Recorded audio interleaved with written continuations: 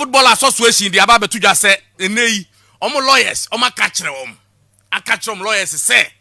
nipa bibre bia o ye Ghana ni ba a otua tax e okrom a o ye taxpayer a ono de o se na no wa eson tin no a o be sha ase akeka nsem ama sansem no ye se e be say GFA no image omo wo e be say officials no image omo wo anasa empo enei e be say Black Stars brand ne de wo sa nipa no ene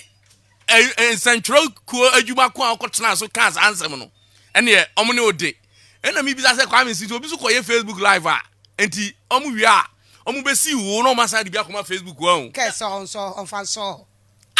mon kantre kese on fan so on fan free so keto Okraku mon kantre kese adwuma no ya de ama president cry ka ya dwene kire no wo man panyini a wo Ghana ye kire ya dwene kete fan so won say na nkokoti be sia no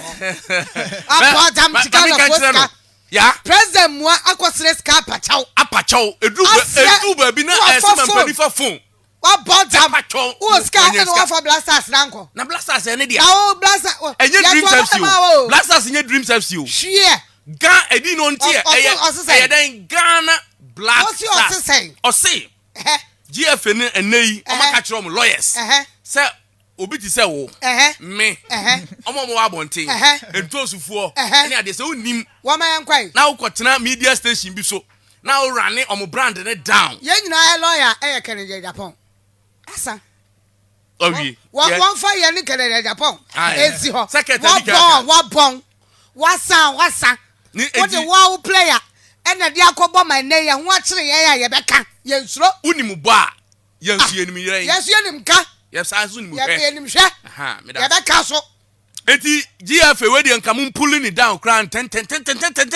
enkama boy mo fa blueprint papa bi meto ho man say we ene ye dey to for 2026 World Cup we ene dey to for 20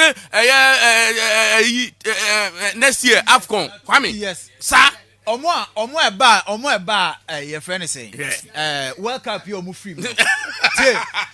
some of the countries you know Spain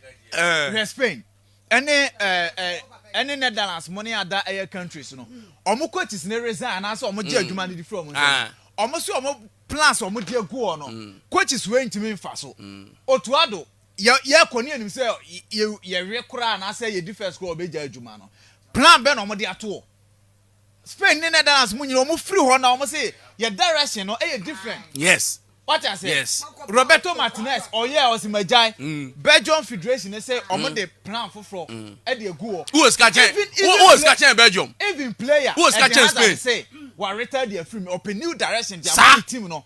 Master say, oh, you be a Jayo, and then I be a Twasu. It's mobile and I can no man, the Albania account 7 years, yeah, today I go now, or the milk, now the milk quarter, I catch a man, dang. Anka de me akọ me twa na me letter ba unim mami ka asem nchiro se Kwame eye Ghana na obi betimi aye sein eye Ghana enu na ya na ebi mu kai Papa Jerry 79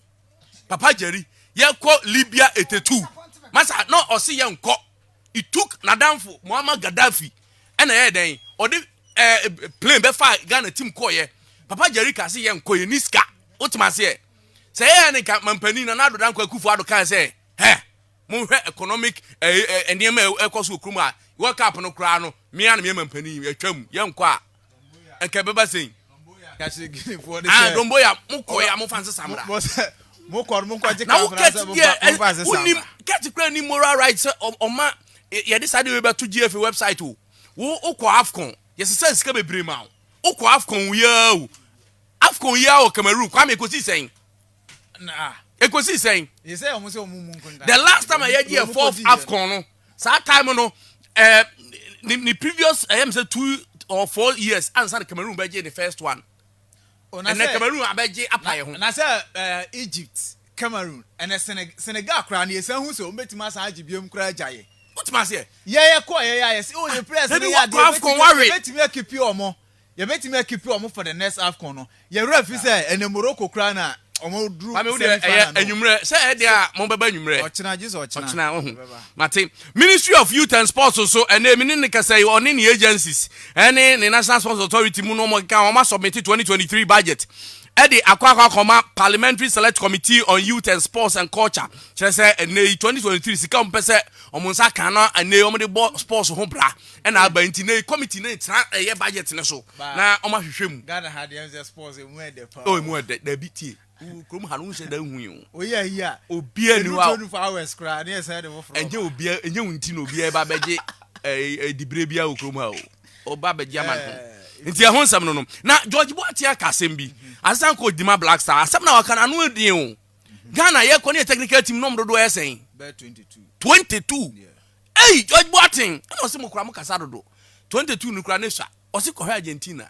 hwe omo technical team no nipa egum ne adwuma omo ye eno na abo ama Argentina koduru eye final no dem tiase ba no dem tiase ba no mo so mo ye den according to yourself yen so for no so de no mo so ye den 22 no mo ko semis o I mean any yen 22 no so ye den yen tie George Boating I think a lot of nations can take actually a good example of what they've done. In a lot of cases, in some countries, there are ex-players who are qualified and can do a good job and can represent the country, but they don't get the opportunity. But then if you look at how Argentina have established themselves with their backroom staff, I think it's easier for Scaloni to go to Aymar and go, what do you think? Do we need an attacking midfielder or a defensive midfielder in this situation? He's an ex-colleague. He's played at high level, and it makes those... Kami, nkwala na omo mami mu free akwawe so akọwo mo broja mo fiye si yen se bia se ana. Mu ya ma mu nipa 22 ma anya hwe.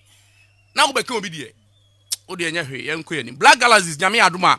kina omo bebo Legon Cities. Eni nyina camp preparation matches a omo ye de akọchan ne ho. Na ehon nsem no no. Me no ka say coach Abdul Karim Zito Kwame Utie.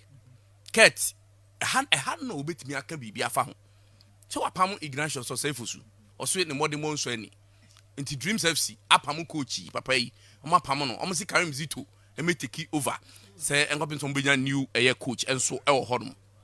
GPL match day 9 announcement fixtures ni so enie sabepepe ene etie a che say ehonsam no Accra Lions Samatex bebo ena Bibiani Gold Stars ni RTU bebo eni so atreman ni Accra Heart of Folk ena bebo e wo Nana Okromansa Park Great Olympics eni Aduana Asante Kroko ni Brekum Chelsea Kotoku Royals amuso apamom coach omni Legon Cities ena bebo ena fe bechem eni Tamale City Karela eni Mediema ebebo ena fe Dreams omuso apamom coach omni King Faisal ye call World Cup ni King Faisal na form ye pa ye be hu ni be si e wo daw na this very fixture wa hu mani be ko ebedi akiri kwa me ye be ko daw park na se de aye se ejina na so e bra be kire Ghana fo nyina ai ye be ko akọ haba na ehun sem no Ghana powerlifting team no me no ka say enei